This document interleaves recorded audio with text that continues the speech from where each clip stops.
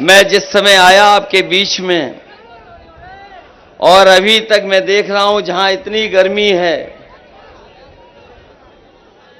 और लोगों से भरा हुआ मैदान हमें दिखाई दे रहा है चारों तरफ।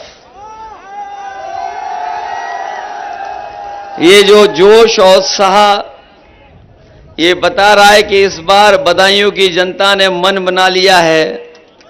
न केवल जिताने का काम आप लोग करेंगे बल्कि आदित्य यादव को रिकॉर्ड मतों से यहां जिता करके भेजेंगे।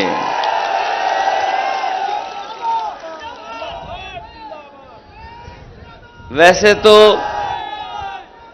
तोते उड़ने वाली बात आ गई है सामने।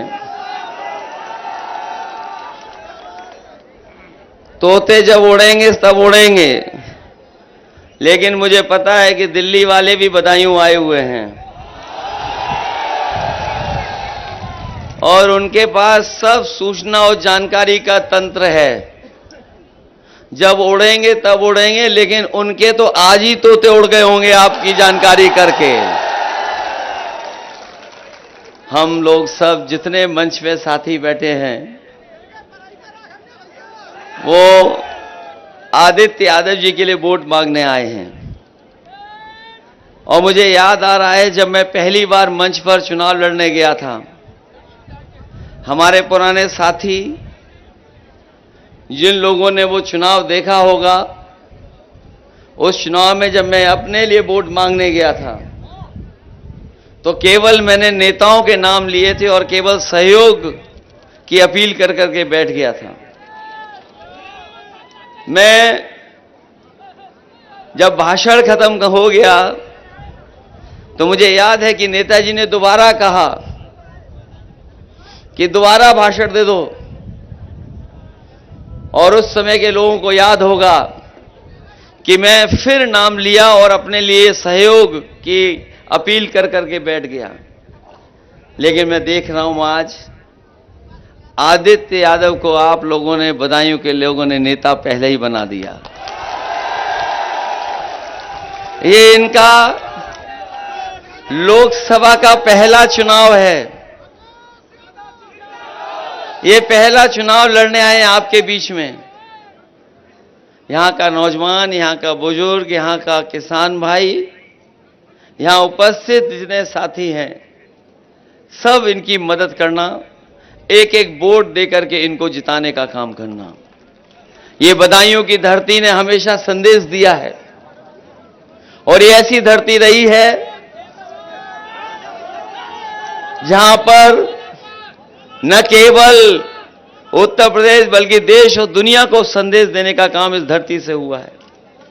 यहां की गंगा जमुनी तहजीब को लेकर के ये जो हमारी मिली जुली संस्कृति है, ये मेल मिलाप का हमारा जो समाज बना है, इसकी पहचान बहुत अलग दिखाई देती है।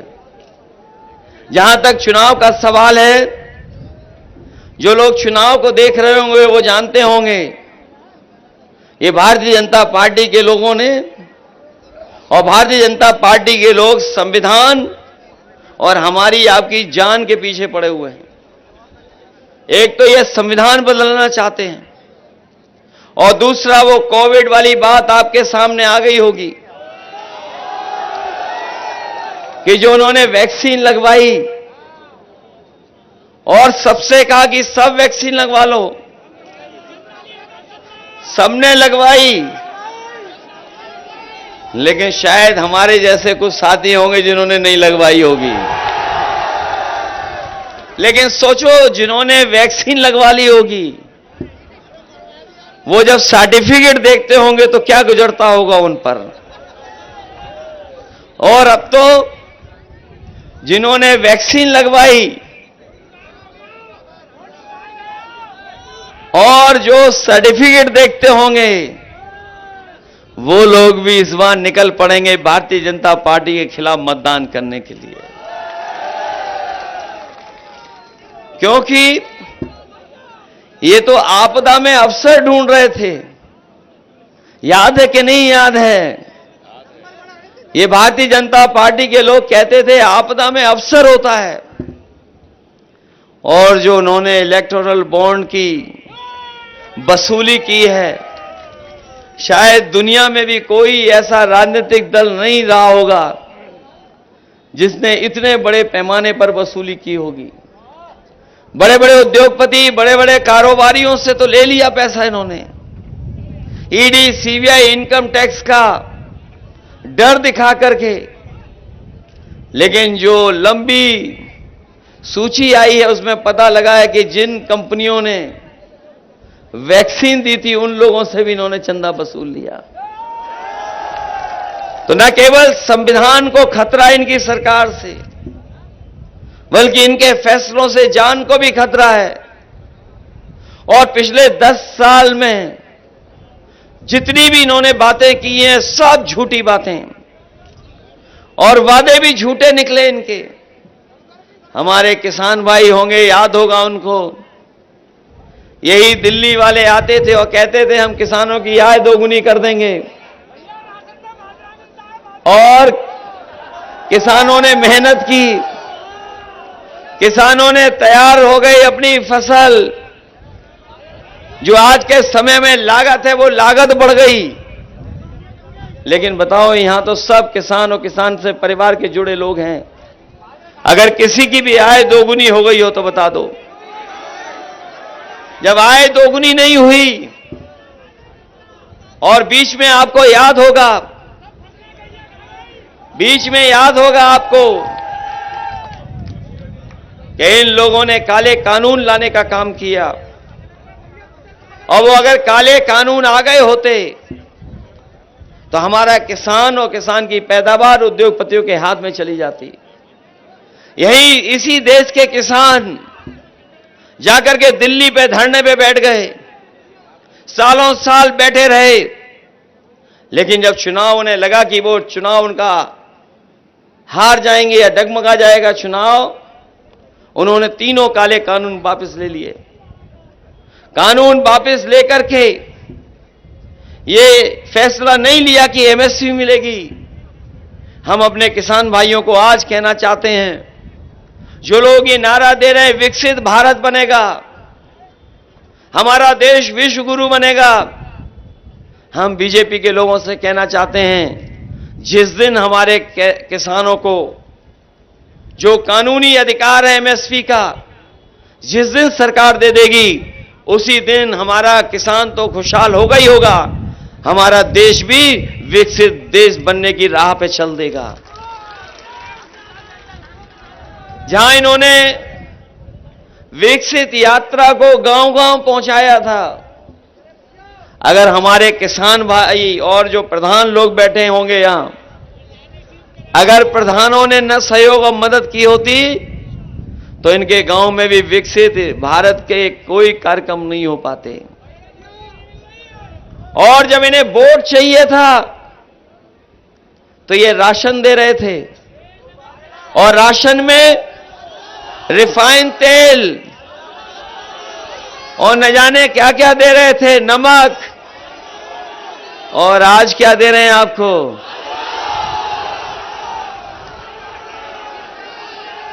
आज आपको क्या मिल रहा है? ये बीजेपी के लोग सोच रहे हैं कि इसको खा करके स्वस्थ हो जाएंगे। बताओ, राशन, और बीजेपी के लोग कहते हैं कि हमने 80 करोड़ लोगों को राशन बंटवा दिया, और दूसरी तरफ कह रहे हैं कि हम गरीबी रेखा से लोगों को बाहर निकाल रहे हैं। हम अपने गरीब लोगों को कहना चाहते हैं, जिस तरीके से संपन्न लोग आजकल पैकेट का आटा खा रहे हैं, हमारे किसानों को कीमत नहीं मिल रही है, लेकिन जो संपन्न लोग हैं वो हमारे ही गेहूं के उद्योगपति ले लेते हैं और पैकेट में आटा का कारोबार कर रहे हैं। वो पौष्टिक भी है, स्वादिष्ट भी है। जहां हम लोग राशन भी देंगे, गुणवत्ता के साथ राशन भी देंगे, वहीं समाजवादी पार्टी ने ये तय किया है कि अपने गरीबों को पौष्टिक आटा के साथ साथ डाटा फ्री भी देने का काम करेंगे। जहां आटा स्वादिष्ट और पौष्टिक मिलेगा, स्वाद बेहतर होगा, वहीं आजकल बहुत सी चीजें डाटा के माध्यम से हम लोगों की हल हो रही हैं। बिना डाटा के तो आजकल कुछ चल ही नहीं पा रहा है। जब ये कंपनियां फोन दे रही थी तो उस समय सब कुछ फ्री था।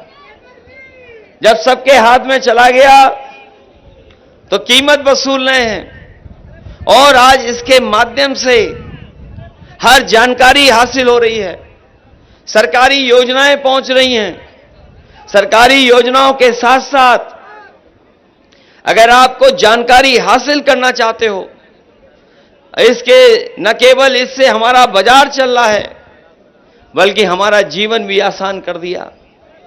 इसलिए समाजवादियों ने कहा है कि स्वादिष्ट और गुणवत्ता के साथ पौष्टिक आटा तो देंगे ही देंगे, लेकिन अपने लोगों को डाटा देने का भी काम करेंगे।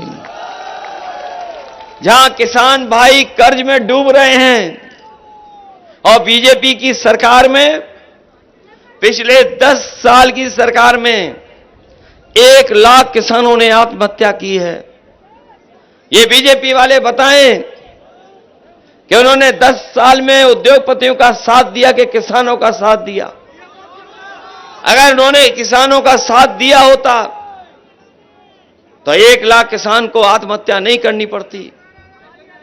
जब कर्ज माफी की बात आई तो इन्होंने हमारे किसानों का कर्ज माफ नहीं किया, बड़े बड़े उद्योगपतियों का कर्ज माफ किया, बड़े बड़े जो कारोबारी हैं उनका कर्ज माफ किया, जो इनके खासम खास लोग थे उनका कर्ज माफ किया। हम अपने किसान भाइयों को कह करके जा रहे हैं कि इंडिया गठबंधन ने तय किया है कि जब भी सरकार में आएंगे तो अपने किसानों का पूरा कर्ज माफ होगा। और इसलिए कर्ज माफ होगा क्योंकि ये उद्योगपतियों का, कारोबारियों का कर्ज माफ कर रहे हैं। इन बीजेपी वालों को गरीबों का कर्ज माफ न करना पड़े तो नियम बनाया था कि 5 करोड़ से ऊपर जिसका कर्ज है उसका बैंक से माफ होगा। वो जानते थे कि अगर लाखों में कर्ज माफ करना पड़ेगा तो हमारे किसानों की भी गिनती आ जाएगी। इन्होंने जो नियम बनाया वो ये नियम बनाया कि 5 करोड़ से ऊपर जिसने कर्ज लिया है उसका कर्ज माफ होगा। लेकिन हमारे यहां सब लोग जानते होंगे, जो यहां पर मौजूद होंगे, उनका कर्ज लाखों में होगा, करोड़ों में नहीं होगा। इसलिए अगर वो 16 लाख करोड़ बड़े बड़े उद्योगपतियों का माफ कर सकते हैं तो लाखों का कर्ज हम लोग किसानों का माफ कर करके उनको खुशहाल बनाने का काम करेंगे। जहां एक तरफ हमारा किसान महंगाई से लेकर के परेशानियों का सामना करना पड़ रहा है उसको, वहीं हमारे नौजवानों के हाथ में कुछ है ही नहीं। जो कुछ ये पा सकते थे वो सरकार ने छीन लिया। यही नौजवान जो तैयारी कर रहे थे, मेहनत कर रहे थे, कोचिंग कर करके परीक्षा देने की तैयारी कर रहे थे, इन्होंने लगातार मेहनत की और जब परीक्षा देने जाते थे और जब घर लौट करके आते थे तो पता लगता था कि परीक्षा का पेपर लीक हो गया। और परीक्षा का पेपर एक लीक नहीं हुआ है, अगर पूरे पेपर गिनोगे तो अभी तक 10 से ज्यादा पेपर लीक हुए हैं। 10 से ज्यादा पेपर लीक हुए। और ये जो पुलिस भर्ती हुई थी अभी, जिसमें सरकार ने कहा कि हमने इंतजाम किया है, सुरक्षा दी है, सब कुछ बेहतर कर दिया है, 2 दिन परीक्षा चलाई, लेकिन जब बच्चे घर पर लौट करके आए तो उन्हें पता लगा कि पेपर लीक हो चुका था। कुछ लोगों को पूरे के पूरे नंबर मिल जाएंगे। और अगर वो परीक्षा नहीं कैंसिल होती तो हो सकता था 8 या 10 लाख बच्चे ऐसे होते जिन्हें 100 में 100 नंबर मिल जाते। तो सरकार के सामने संकट था कि जब 100 में से 100 नंबर आ जाएंगे तो बताओ उनको नौकरी कैसे देंगे। वो पेपर भी लीक हुआ और हमारे बच्चों का भविष्य अंधकार में डाल दिया। ये बीजेपी वालों को हम गणित बता दें कि जहां अगर 60 लाख बच्चों का पेपर लीक हुआ है और केवल उनके मां बाप को जोड़ दें अगर, तो एक परिवार में 3 सदस्य इस सरकार के खिलाफ हैं, 3 वोट। और अगर 60 लाख हैं लोग ऐसे, तो 60 लाख का गुणा 3 से, तो वो 1 करोड़ 80 लाख। और यही 1 करोड़ 80 लाख अगर 80 लोकसभाओं से भाग दे देंगे, तो कोई लोकसभा ऐसी नहीं है जहां पर 2,25,000 वोट इनके खिलाफ न पड़ने जा रहा हो। तो बताओ ये बचेंगे कैसे? बताओ, एक लोकसभा में अगर 2,25,000 वोट कम हो रहा हो केवल नौजवानों की वजह से, तो बताओ ये बचेंगे कैसे? इसीलिए आपने देखा होगा, पहले कह रहे थे 400 पार,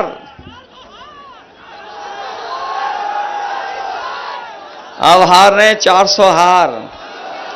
उनको यही सुनाई दे रहा है।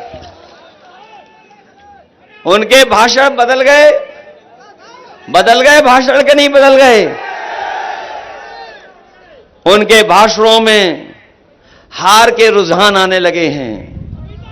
हार का रुझान आ गया उनके भाषणों में। और कई लोग तो ऐसे हैं, बड़े दिल्ली वाले तो दिल्ली वाले, लेकिन लखनऊ वाले तो चाचा जी को याद करते हैं। जब वो परेशानी में फंस जाते हैं, जब उन्हें कुछ समझ में नहीं आता है, हमने तो और आपने देखा होगा विधानसभा में उनके उल्टे पुल्टे जवाब आपने सुने होंगे। एक बार ये आरोप लगा रहे थे सदन में कि 46 में 56 एसडीएम यादव हो गए। हम लोग खड़े होकर के पूछे कि बताओ मुख्यमंत्री जी, वो 46 में 56 वाली सूची कहां है? उस दिन से लेकर के आज तक बताओ वो सूची क्या जारी की इन्होंने?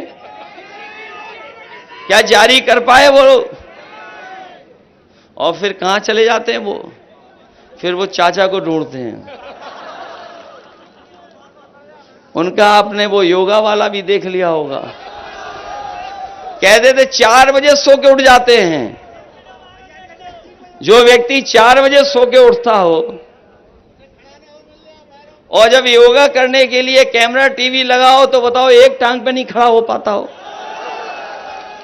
और किसने कहा था कि एक टांग पे खड़े हो? लोम अलोम कर लेते तो नहीं पकड़े जाते। बताओ पकड़े गए कि नहीं पकड़े गए? ये बहुत अलग तरह के लोग हैं। अब इनकी नजर संविधान पे पड़ी है, संविधान को बदलने की। लेकिन जनता ने भी मन बना लिया है कि जो संविधान बदलने की बात करेंगे उन्हें वो सरकार से बदल देंगे।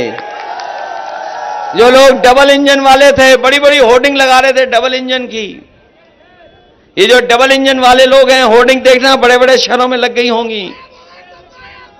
होर्डिंग लगी हैं, बड़ी बड़ी होर्डिंग लगी थी। बरेली में देखा, और जगह देखा, हो सकता बदायूं में भी लगी हो। जो डबल इंजन वाले थे उनका एक इंजन पहले से ही गायब है, केवल एक इंजन बचा है। उसको बदायूं वाले वोट डाल करके हटा देंगे। ये संविधान बदलना चाहते हैं। और न केवल संविधान, बल्कि हमारे नौजवान में देख रहा था, जिनकी बाजुओं में ताकत होती है वही खंबे पे चढ़ पाते हैं।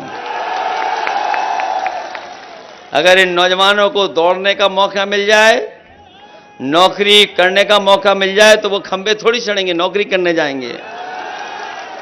बताओ ये नौकरी कैसी नौकरी दे दी फौज की इन्होंने?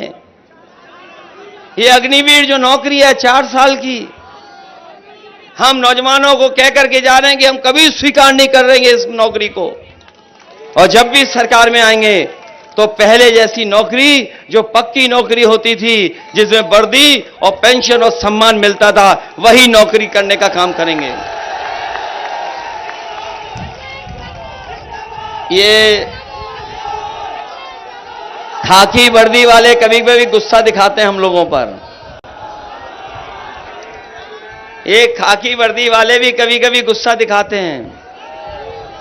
ये लोग भी समझ लें कि बीजेपी अगर दोबारा सरकार में आ गई तो इनकी 3 साल की नौकरी हो जाएगी। ये सोचते हैं ये कैसे हो जाएगा। कभी कभी पत्रकार साथी पूछते हैं ये कैसे हो जाएगा। मैं उनसे पूछता हूं, बताओ आपको पता था कि फौज की 4 साल की नौकरी हो जाएगी? क्या आपको पता था आधी रात आकर के नोट बंद हो जाएंगे? क्या आपको पता था? तो सोच लीजिए आप लोग भी कि फौज की 4 साल की नौकरी और हमारे खाकी पहनने वाले भाई लोगों की 3 साल की नौकरी। ये जो सरकारी विभागों में आउटसोर्स की नौकरी है, क्या ये आधी अधूरी नौकरी नहीं है क्या? ये नौकरी आधी अधूरी नहीं है क्या? जब चाहते तब निकाल देते हैं, कॉन्ट्रैक्ट पे लेकर के नौकरी। और यही नहीं, क्योंकि ये संविधान में जो हमें हक और सम्मान मिला है, संविधान जो हमें अधिकार देता है, उसको छीनने का नया तरीका निकाला है। जो चीजें सरकारी थी उनको बेच रहे हैं, उनको प्राइवेट हाथों में लेकर के ले जा रहे हैं। सोचिए अगर वो प्राइवेट हाथों में चली जाएंगे तो क्या हमें और आपको आरक्षण मिलेगा क्या? ये जो हवाई जहाज वाली कंपनी थी सरकार की, विभाग की, जिसमें 1 लाख के लगभग लोग नौकरी पाते थे, अगर 1 लाख नौकरी सरकारी होती थी तो हमारे पीडीए परिवार के न जाने कितने परिवारों के बच्चों की नौकरी लग जाती थी। ये पीडीए परिवार को धोखा दे रहे हैं। अभी तो जहाज वाली कंपनी बेची इन्होंने, रेलवे भी बेचना शुरू कर दिया है, एलआईसी भी बेची है इन्होंने, पानी के जहाज वाली जो बंदरगाह वो बेच दिए, और बहुत सारी बड़ी बड़ी संस्थाएं जो हमारी टेलीफोन कंपनियां थीं उनको बेच दिया। डिफेंस को भी प्राइवेट हाथों में दे रहे हैं। तो सोचो जब सब निजी हाथ में चला जाएगा तो बताओ हमारे और आपके आरक्षण और नौकरी का क्या होगा? बताओ ये संविधान को मिटा रहे हैं कि नहीं मिटा रहे हैं? अगर समुद्र मंथन कभी एक समय हुआ था इस धरती पर, तो ये 2024 संविधान मंथन होने जा रहा है। एक तरफ वो लोग हैं जो संविधान के भक्षक हैं, और ये जो मैदान में खड़े लोग हैं वो सब संविधान के रक्षक लोग हैं। हम संविधान को बचाने का काम करेंगे। क्या ये हमें और आपको नहीं दिखाई दे रहा? ये जो प्राइवेट कंपनी उसमें आरक्षण नहीं है, इनमें नौकरियां आरक्षण के तहत नहीं मिलती हैं। और आज का नौजवान तो पढ़ा लिखा है, जानकार है, टाइप कर करके देख लेना।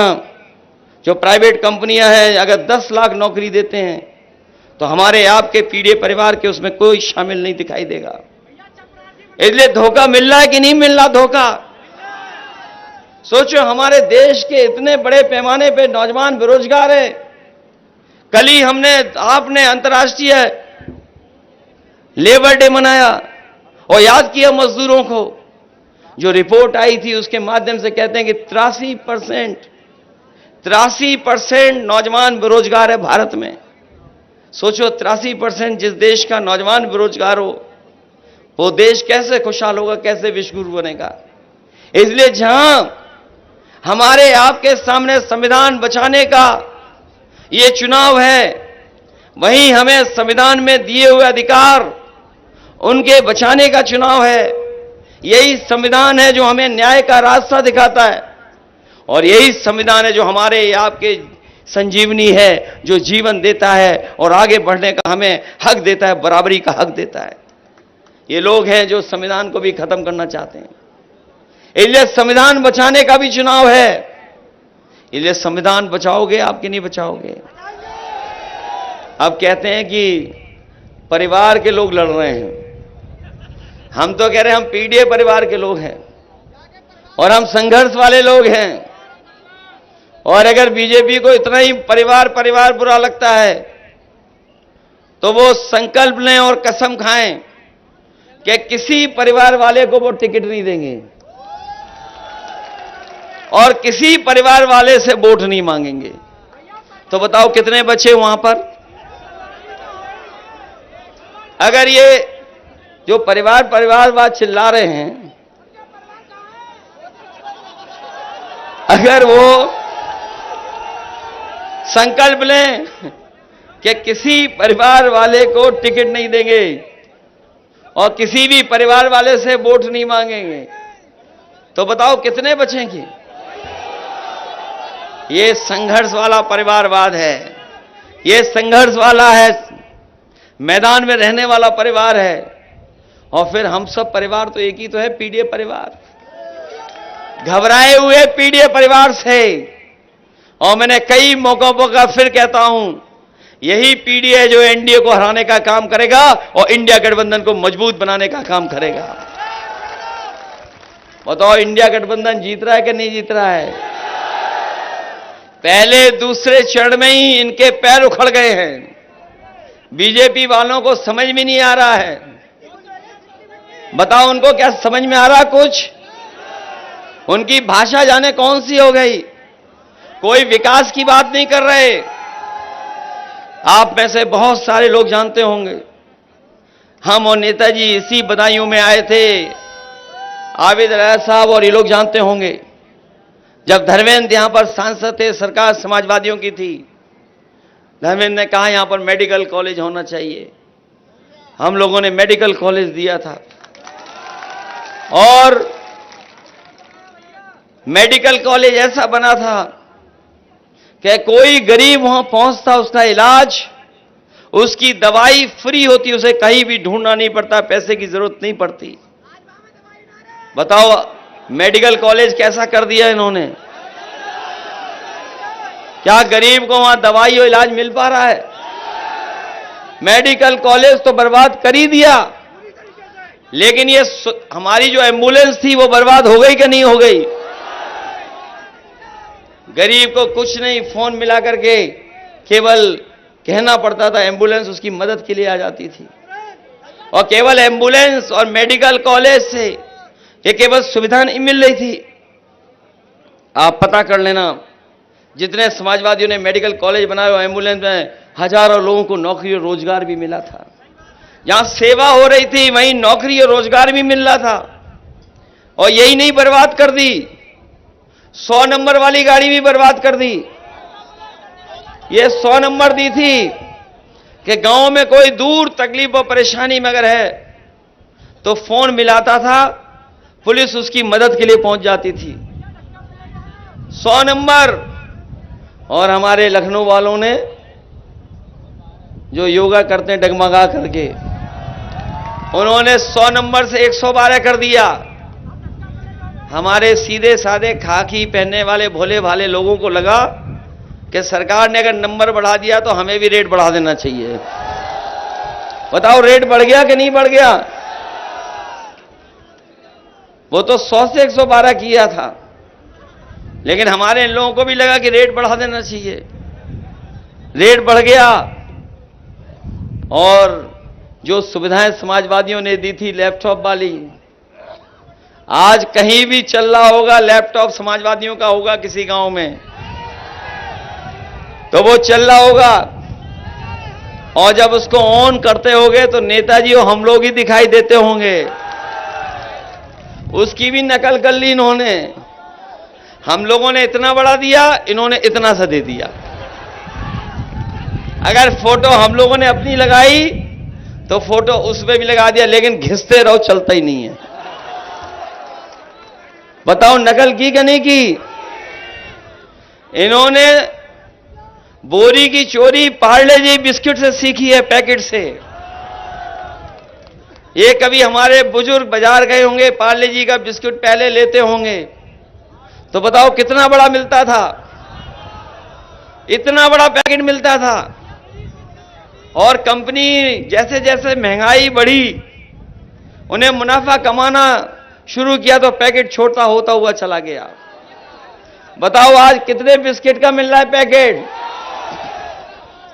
ये दोबारा आ गए तो एक बिस्किट का पैकेट मिलेगा आपको। और इन्होंने यही चीज खाद की बोरी में काम शुरू कर दिया है। कितना किलो गायब है उसमें, फिर गायब कितना और कर दिया। तो बताओ अब कितने का रह गया? इस सरकार में आ गए, अगर ये सरकार में दोबारा आ गए तो पाउच में देंगे आपको खाद। बताओ, है बेईमानी हो रही कि नहीं हो रही? महंगाई बढ़ रही कि नहीं बढ़ रही? इसलिए नौजवानों, सब बातें आप जानते हो। ये बदायूं अपने घर के लोग हैं, इससे न कैसा लगाव है, कितना गहरा रिश्ता है।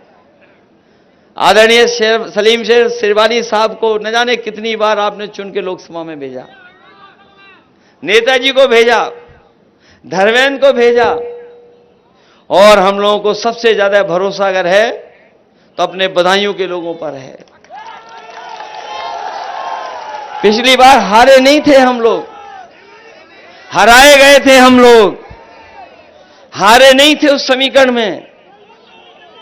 हम लोग धोखे से हार गए और हराए गए थे, कुछ धोखा खा गए और हरा दिए गए। तो बताओ, पिछला भी हिसाब किताब पूरा करोगे कि नहीं करोगे?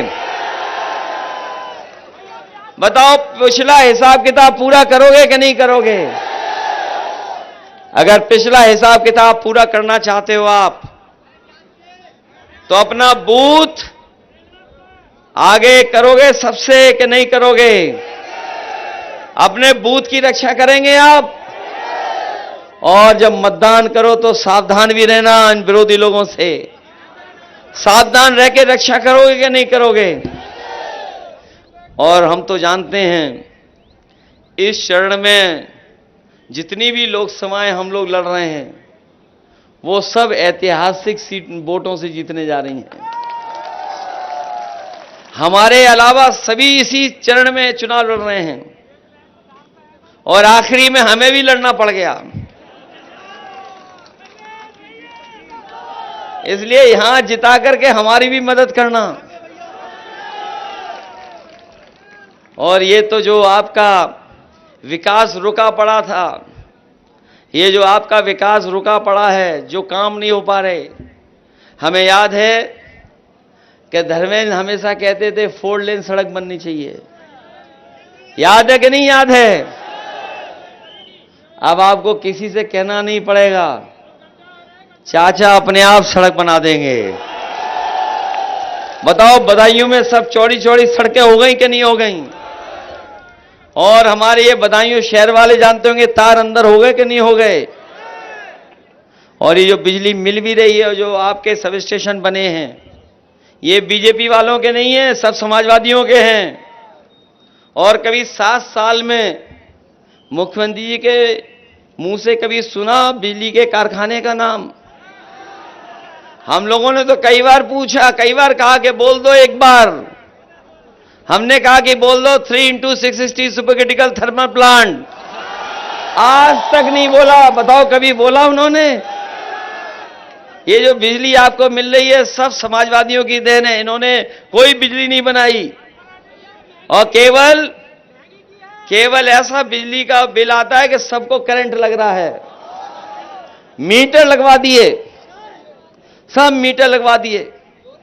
और ये जो गंगा एक्सप्रेसवे बन रहा है, ये अच्छा है, गंगा एक्सप्रेस चलो बना जा रहा है, लेकिन आगरा लखनऊ से अच्छा नहीं बना पा रहे हैं। हम अपने बदायूं को लोगों को कह के जा रहे हैं कि एक कोई था, उसने मोड़ दिया, जाने कहां ले गया एक्सप्रेसवे। वो फर्रुखाबाद का नारा याद होगा कि फर्रुखाबाद वाले खाए गन्ना और एक्सप्रेसवे ले गया खन्ना। बताओ, कहां टेढ़ा मेढ़ा लेके चला गया उधर। इस एक्सप्रेसवे को भी सीधा कर करके आपको लखनऊ से जोड़ने का काम हम समाजवादी लोग करेंगे। और ये एक्सप्रेसवे बन जाएगा तो बदायूं के लोगों को 2.5-3 घंटे से ज्यादा नहीं लगेगा। आप लखनऊ पहुंच जाओगे, और पीछे दिल्ली जाना चाहोगे तो दिल्ली भी जल्दी पहुंच जाओगे। आपको दोनों तरफ आसाम से पहुंच जाओगे। सड़कें भी बनेंगी, बिजली का इंतजाम भी होगा।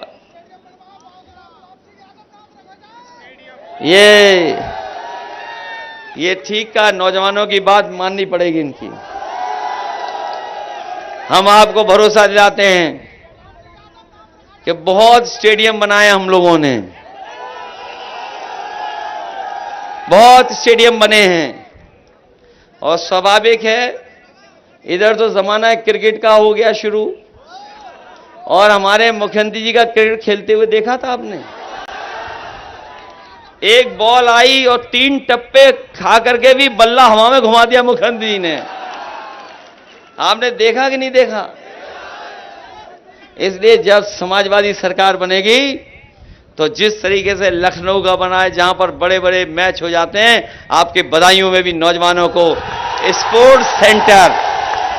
स्पोर्ट्स सेंटर बना करके अपने नौजवानों को मौका देंगे। इसलिए मदद करिए सब लोग, सब मिल करके मदद करना। बोलो मदद करोगे? ये तो जानते ही होगे कि कभी बचपन में चाचा ने और नेताजी ने हम लोगों को लेकर के गए थे पढ़ाने। ये तो पता ही होगा ना। चाचा ही हैं जिन्होंने हम लोगों को हाथ पकड़ करके पढ़ाना सिखाया और सब देखभाल की, और शायद कोई नहीं होगा जिसको गोदी में हम लोगों ने उठाया और आदित्य के अलावा। इसलिए इतने वोट दे देना कि ये रिकॉर्ड मतों से जीत करके जाएं और लगे कि हां, बदायूं के लोगों ने पिछले चुनाव का भी हिसाब किताब इस बार बराबर कर दिया है।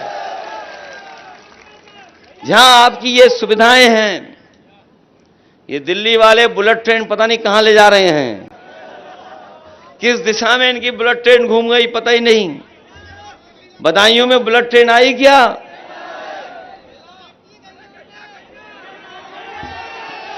इसलिए यहां पर ट्रेन से कोई जुड़ने का काम बदायूं का नहीं हुआ है। इसलिए ट्रेन से बदायूं को जोड़ करके दिल्ली तक ले जाने का काम समाजवादी सरकार में होगा। जहां मैं आदित्य जी के लिए आपसे सहयोग और मदद मांग रहा हूं, वहीं आपके पड़ोस के हैं नीरज मौर्य, उनकी भी मदद करना आप लोग। वो भी इस जिले का ही हिस्सा है जहां चुनाव हो रहा है, और समीकरण इससे अच्छे नहीं हो सकते। बताओ, पीडीए का परिवार एक हो गया कि नहीं हो गया? पीडीए परिवार, समीकरण और टिकट सब बेहतर है समाजवादियों की, इसीलिए घबराए हुए बीजेपी के लोग। इसलिए जहां आप आदित्य की मदद कर रहे हैं, वहीं हमारे नीरज मौर्य की भी मदद करना, और अग्निवीर से जैसी व्यवस्था को हम लोग हमेशा खत्म करेंगे, कभी स्वीकार नहीं कर सकते। और नौकरी रोजगार, और साथ ही साथ जो सरकारी 30 लाख नौकरियां अभी भरी नहीं गई हैं, उनको भरने का काम भी करेंगे। और जो हमारा संविधान कहता है कि आरक्षण के तहत उन्हें भरा जाए, उस तरह भर करके अपने नौजवानों का भविष्य बेहतर करेंगे। इन्हीं शब्दों के साथ आप सबका बहुत बहुत धन्यवाद देता हूं। इस उम्मीद, इस भरोसे के साथ जब वोट खुलेंगे तो सबसे ऊपर आदित्य यादव सबसे ज्यादा वोटों से जीत करके जाएंगे। बहुत बहुत धन्यवाद, बहुत बहुत बधाई आप सबको।